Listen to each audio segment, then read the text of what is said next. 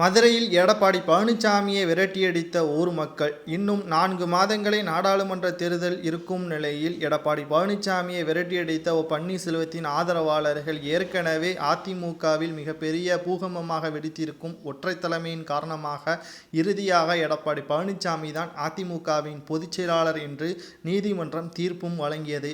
இந்த தீர்ப்பு வருகின்ற ஜனவரி 14ஆம் தேதி வரவுள்ள நிலை.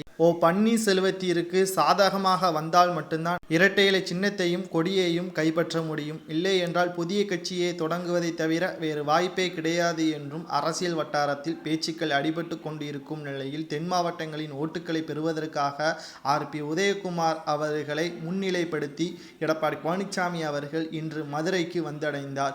மதுரைக்கு வந்தடைந்த உடனேயே அங்கு இருக்கக்கூடிய பன்னீர்செல்வத்தின் ஆதரவாளர்கள் எடப்பாடி பழனிசாமியின் கார் கண்ணாடி மீது கற்கள் வீசி ஈடுபட்டதால் காவல்துறையினர்கள் 15 பேரை தற்பொழுது கஸ்டடியில் எடுத்து விசாரணையும் நடத்தி வருகிறார்கள். தென் மாவட்டங்களில் ஒருபோதும் எடப்பாடி பழனிசாமி துரோகிக்கு வாய்ப்புகளை வழங்க மாட்டோம் என்றும் இனி பன்னீர்செல்வம் அவர்கள் தென் மாவட்டங்களில் ஒரு இடங்களில் கூட வெற்றியடைய முடியாது என்றும் தற்பொழுது விமர்சனங்களும் எழுப்பப்பட்டு வருகிறது.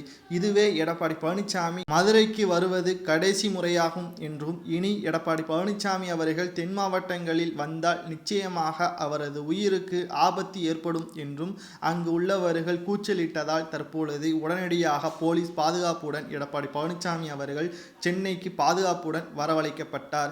மேலும் பாஜகவுடன் கூட்டணி முறிக்கப்பட்டிருந்த நிலையில் ஏற்கனவே கொடநாடு வழக்கும் டெண்டர் ஊழல் முறைகேடு வழக்கும் தற்பொழுது விரைந்து முடிக்க வேண்டி நீதிமன்றத்திற்கு மத்திய அரசு உத்தரவுகளையும் பிறப்பித்திருக்கிறது. 3 பக்கங்களும் தற்பொழுது எதிர்ப்புகளாக இருக்கும் நிலையில் என்ன செய்வதென்று தெரியாமல் தற்போது அதிர்ச்சி அடைந்திருக்கிறார் எடப்பாடி பழனிசாமி அவர்கள். உங்களது கருத்துக்களை கூறுங்கள். எடப்பாடி பழனிசாமி அவர்களுக்கு நடப்பது சரியா அல்லது அவர் செய்த துரோகத்திற்கு எடப்பாடி பழனிசாமி இனியும் தண்டனையை அணிவிப்பாரா என்பதை கமெண்ட் வாயிலாக கூறுங்கள். நன்றி, வணக்கம்.